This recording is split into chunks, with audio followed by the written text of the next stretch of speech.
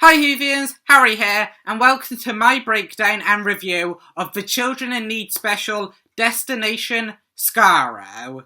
Now, Children in Need was recently on, and Doctor Who had a little mini-sode all about, basically, David Tennant's first full scene as the 14th Doctor. And basically seeing where the Doctor is now, picking up exactly from where the Liberation of the Daleks comic left off. And it because, of course, when David Tennant regenerated in the power of the Doctor, it jumped straight into this comic strip where the Doctor basically was fighting Daleks. And this is the culmination of the comic before we jump into the 60th anniversary, the first special, the Starbase. And I will be going over all the details in this little mini-sode, as well as what I think of this episode right at the end of this video. But before we get into that, don't forget to subscribe, also leave a like and comment down below, and let's get into the video. So, this mini-sode starts with the TARDIS flying towards Skaro, and I have to say, even for it being just a Children in Need sketch, special, mini-sode, it is really good. The effects are really good, it looks really nice, so, and for a Children in Need little mini-sode, I didn't think it would be like this, but it looks really, really nice. And of course, it is on Skaro, given the name Destination Skaro. So on Skaro, there are two characters that we see. First off is Mr. Castavellian, who is played by comedian Mwan Rizwan. Hopefully I pronounced that correctly. And it's kind of funny because the name Mr. Castavellian is literally almost spelled Mr. Cast a Villain. And of course, the Carlids who created the Daleks are definitely villains. So his name is is literally Cast a Villain. So that's just funny. Makes sense being in a Children in Need special, very on the nose. But more importantly, the next person we see is Davros. Of course, the creator of the Daleks. However, he's a little bit different. So, he is played by Julian Bleach, who has actually played Davros before, actually opposite David Tennant's 10th Doctor, because he played Davros in the episode The Stolen Earth and Journey's End, when David Tennant was the 10th Doctor, and he last appeared in 2015 against Capaldi's Doctor in The Magician's Apprentice and The Witch's Familiar. So, of course, he has played Davros a lot. And as I said, it's a different Davros because this is Davros pre-accident. He is not in his life support system. He is not, kind of disfigured. He is not how he appears, how we've really seen him before. We've only seen him as a child before in The Magician's Apprentice and The Witch's Familiar. But this is Davros aged up to an adult, but before his accident. So this is really kind of, insane, as we have never seen this before. And it's even more insane because we are already seeing the creation of the Daleks. So, of course, as I said, Davros' appearance is, of course, important because he is in his Khalid form rather than his injured form. And their appearances carry a lot of weight because the costumes that Davros and Mr. Castavellian wear, the uniforms, I should say, are the same as the Khalid War General uniforms from the serial Genesis of the Daleks. And of course that was the start of the Daleks because Genesis basically means origin and beginning. And we see the genesis of the Daleks because Davros unveils his Mark III travel machine. And of course, once we see it, we all know that it is a Dalek. And the way that Davros refers to it as a Mark III travel machine is the same way he referred to the Daleks in the serial Genesis of the Daleks. So, of course, again, more continuity between the origin of the Daleks from Genesis of the Daleks that we saw and this special.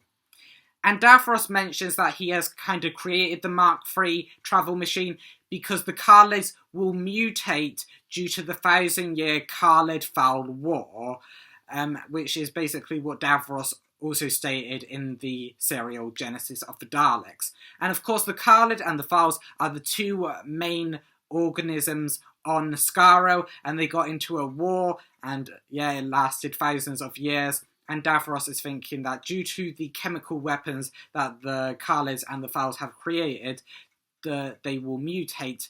But with the Mark III travel machine, Khalid beings will still survive and be the dominant species, which is why Daleks are always hardwired to survive really whatever.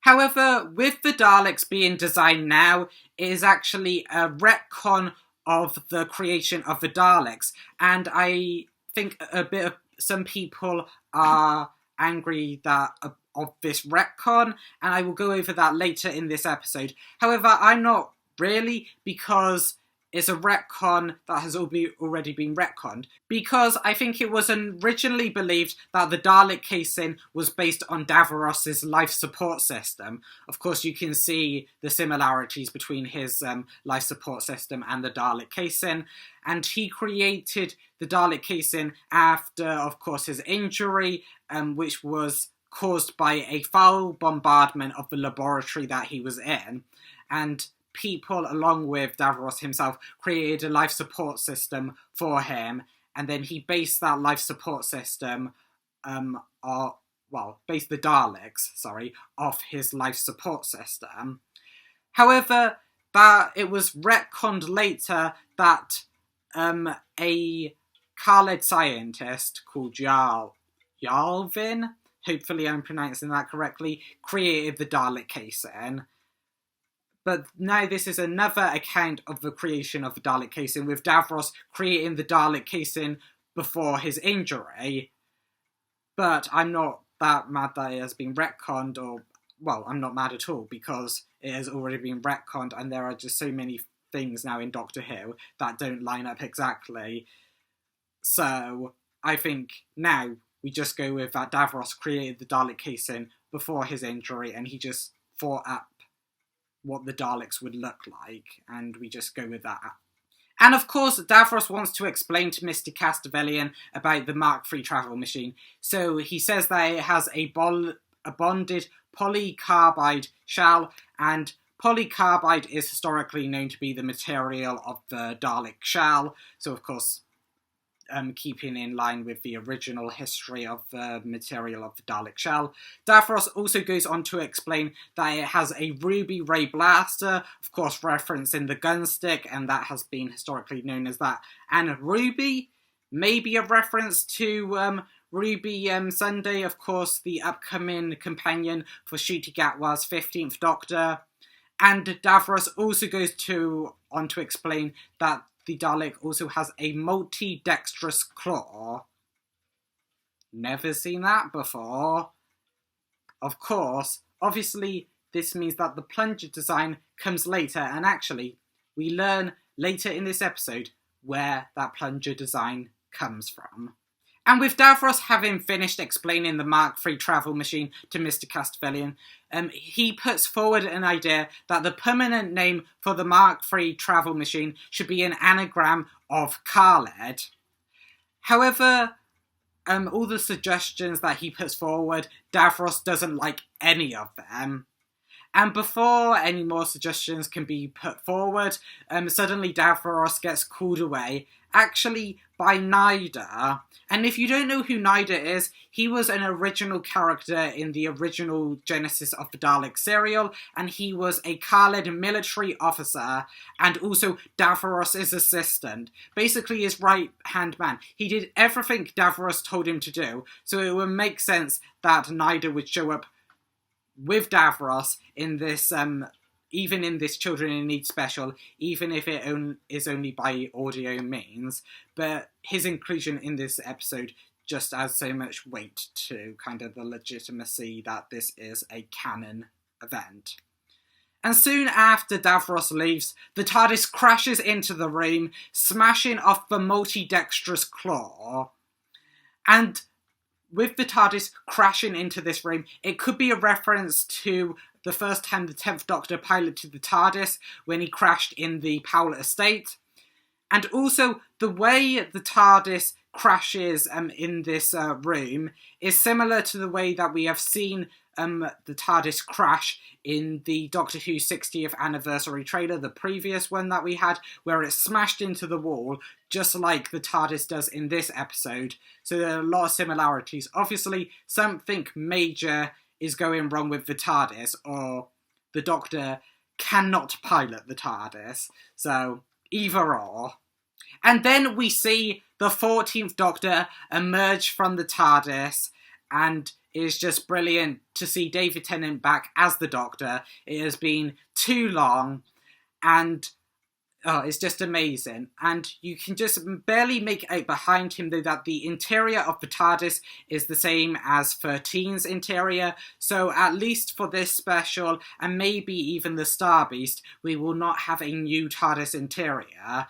It would be a bit sad if we didn't get to see a new TARDIS interior of any of the 3 specials, but I predict, as the TARDIS is kind of burning up in Wild Blue Yonder, what we've seen from the trailers, I predict that we're going to get a new TARDIS interior at the end of Wild Blue Yonder. So we might have to hold off on seeing a new TARDIS for 2 weeks, but I predict that is going to be a really cool TARDIS interior when it does get revealed.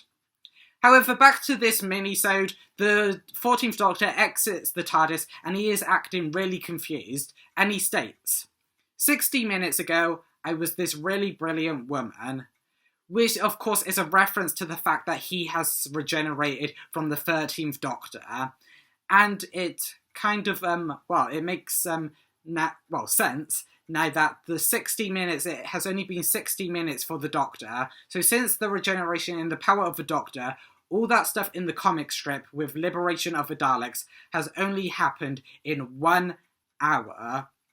Which, lucky 14th Doctor, we've had to wait 13 months. But I digress. Of course, now we know how long the Doctor has been the 14th Doctor. 60 minutes. And also, with him saying this, it could also be a reference to the fact that the 13th Doctor said, half an hour ago, I was a white-haired Scotsman, when she regenerated from the 12th Doctor. So some good continuity between 13's first line and also 14's first line. Well, one of their first lines. And also, I think it's really nice of Russell T Davies and David Tennant to call Jodie's Doctor a really brilliant woman, because I don't think her Doctor gets enough respect. Yes, her era wasn't the best, but I think the writing was really to blame rather than Jodie herself. So it's really nice to see that Russell T Davies and David Tennant acknowledge that Jodie's Doctor was a brilliant Doctor. And now, fully emerged from the TARDIS, the 14th Doctor notices the Mark III travel machine, calling it a Dalek. And he goes on to say, I'm lucky I wasn't exterminated. And upon hearing Dalek and exterminated, Mr. Castavillian is really impressed with those phrases and notes them down. However, the Doctor realises that he hasn't heard these words before, well, or at least in relation to the Mark III travel machine, and the Doctor realises that this is the genesis of the Daleks. And Mr. Castavillian also likes that phrase, meaning the 14th Doctor not only created the name of his greatest villains, but also their war cry of exterminate, and also birthed into origin, the origin of the Daleks, the genesis of the Daleks. And also, that is what the 4th Doctor serial is called, the genesis of the Daleks. And also, it's kind of an inversion of what the 4th Doctor was sent to do in that episode. Because in the Genesis of the Daleks, the 4th Doctor and his companions were sent to the early days of Skaro, just as Davros was creating the Daleks. And the Time Lord said, destroy the Daleks, just don't make them come into existence. Obviously, he kind of failed in that regard. But this time, the 14th Doctor has gone a bit earlier in Skaro and created his deadliest enemies. Nice note going, Doctor. You have almost doomed the world, well, the universe. However, realising that he has kind of started already creating the Daleks, the Doctor wants to leave before anyone else discovers him and adds any more to Dalek lore. But Mr. Castavellian doesn't want him to leave, as when the TARDIS crashed into this room, it smashed off the multi-dexterous claw. So the Doctor goes back into the TARDIS and pulls out a plunger, saying, "You can use this instead of that claw." Meaning that he also created the plunger design of the Daleks. Which I just think is funny, because why would Davros make a plunger as one of their arms? So it kind of creates, well, we now know why a plunger is part of the Dalek arsenal. And maybe the Doctor thought a plunger was going to be less dangerous. However, I think the scenes of the Dalek using the plunger in the episode Series 1 Dalek... What you gonna do? Sucker me to death? And also Series 2 Doomsday... No, I'll tell you everything you need. No! It's my hope of a second species! Would beg to differ, as those people were killed in gruesome ways by those plungers. So then the Doctor hops back in the TARDIS and before leaving says, "Never here," and leaves, well, Mr. Castavellian to connect the plunger to the Dalek, and then Davros enters the room again. And he is, well, talking about the Mark III travel machine again. However, he quickly notices the plunger. And of course, Mr. Castavellian is afraid that Davros is going to hate it. But of course, he likes it, explaining why he kept the Dalek plunger design. And of course, this whole minisode is a bootstrap paradox. Now, if you don't know what a bootstrap paradox is, it's basically a time traveler from the future goes back in time and influences past events by knowing what happens in the future. And of course, the Doctor created the Daleks because he knew of the Daleks in the future, because he's from the future. And if you haven't seen the 12th Doctor semi-explain the bootstrap paradox in the cold open of the episode Before the Flood, go watch it. It's on YouTube. It's just fun to see the 12th Doctor break the fourth wall and explain what a bootstrap paradox is and how that affects that episode. But again, yes, this episode is basically a bootstrap paradox. And that is basically the end of this minisode. But I just wanted to mention that there was also a minisode of Doctor Who Unleashed, which is basically the the series that will go behind the scenes of Doctor Who. And in this minisode of Doctor Who Unleashed, a few little special things were mentioned. First of all, this Children in Need special was filmed on David Tennant's birthday. And this is important because on the 18th of April this year, Georgia Tennant posted on her Instagram a picture of David Tennant in his 14th Doctor costume. And even though she also posted on that Instagram to fans, "Don't freak out, he dresses like this for every birthday," that was a lie. Because while he might do that, we also know he was filming this Children in Need special on that day, and that's why he was dressed in his Doctor Who outfit and why his hair was styled like the 14th Doctor. And of course, this Children in Need special is a reference to David Tennant's first ever full scene as the 10th Doctor, as that was also a Children in Need special. So both of his first scenes as a new incarnation of the Doctor are through Children in Need mini-sodes.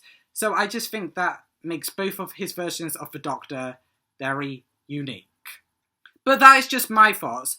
To be honest, I quite liked this episode. It wasn't anything big, but I didn't expect it to be. I think a lot of people thought we would have a multi-Doctor story, and it would be really canon, and it would connect to the first opening of the Star Beast. But I just thought it would be something cool and funny, as it's Children in Need. I didn't expect anything big in any way. So I guess I just handled my expectations well, like some other people. But I know I kind of I was a little bit disappointed, as I thought it was going to be something bigger, especially when Russell T Davies said this was going to be canon. But I guess we should all learn as a fandom to manage our expectations, as it was only a Children in Need little special. And also, I get that some people were annoyed that we didn't get Davros as we have seen him before. But, I mean, I do get... Russell T Davies also mentioned in the Doctor Who Unleashed minisode that he didn't want to make a villain that is wheelchair-bound for Children in Need, because, of course, there were children in wheelchairs and that. So I get his reasoning behind it, and I don't think it breaks canon like some people are saying. As I mentioned, it's already a retcon of a retcon. And also, I mean, it's just funny to see Julian Bleach playing a Khaled Davros, and then they go to someone else playing Davros in his life support system, and then it's back to Julian Bleach again in the future as a future Davros in the life support system. So it goes Julian Bleach, and then, I forget the actor who played Davros in Genesis of the Daleks, and then Julian Bleach in the future. I think that's just funny. But overall, I just want to say, I think this was a fun little episode, more of Doctor Who, and I can't wait to see the 60th anniversary Doctor Who specials. But let me know what you think down in the comments below. What did you think of this mini-sode? How excited are you for the Doctor Who 60th anniversary specials? And if you like this video, don't forget to leave a like, also subscribe, and share it out, and I will see you in the next one.